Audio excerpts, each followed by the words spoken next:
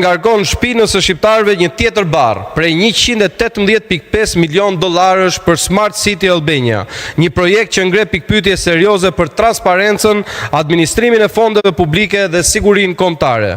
Në prill të vitit 2024, projekti u prezantua me një kosto prej rreth 60 milion dollarësh, brenda më pak se një viti, pa asnjë shpjegim teknik apo financiar bindës dhe pa asnjë garë, kostoja u rrit në 118.5 milion dollarësh.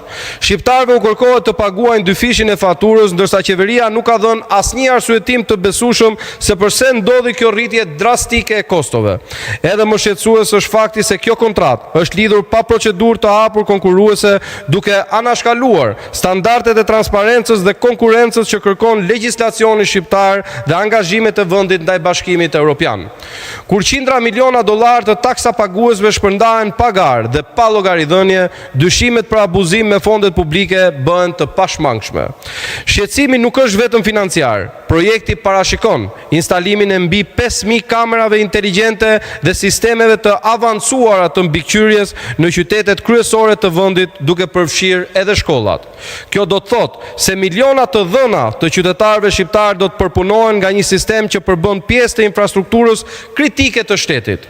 Kompania kontraktuese Presite AI, pjesë e grupit G42, ka qenë objekti shqetësimeve të përsëritura nga institucionet të larta të Shteteve të Bashkuara të Amerikës për lidhje të dokumentuara me entitete të lidhura me aparatin ushtarak dhe të inteligjencës të Republikës Popullore të Kinës. 2 komisione të Kongresit Amerikan kanë kërkuar zyrtarisht vlerësime dhe hetime mbi këto lidhje, duke i konsideruar ato një çështje me rëndësi strategjike për sigurinë.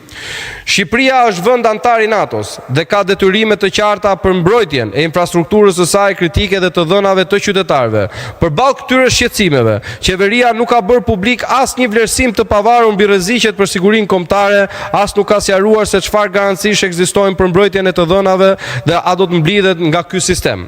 Partia Demokratike, në emër të qytetarëve shqiptar, kërkon të di se pse një projekt për 60 milion dollarësh u shndrua në një barr për 118.5 milion dollarësh.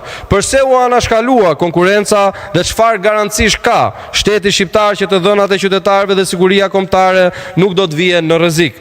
Parat publike, siguria kombëtare dhe privatësia e qytetarëve nuk mund të trajtohen si çështje sekrete të qeverisë, por këto çështje duhet transparencë e plot, duhet llogaridhënie institucionale dhe përgjegjësi politike. Këto janë ndër të tjera kërkesa që përsëriten çdo natë prej 69 ditësh, edhe në protestën qytetare para zyrës së kryeministrit. Partia Demokratike qëndron me qytetarët dhe kërkesat e tyre dhe identifikon një dhe vetëm një përgjegjës, që është Edi Rama. Rama jep dorëheqjen.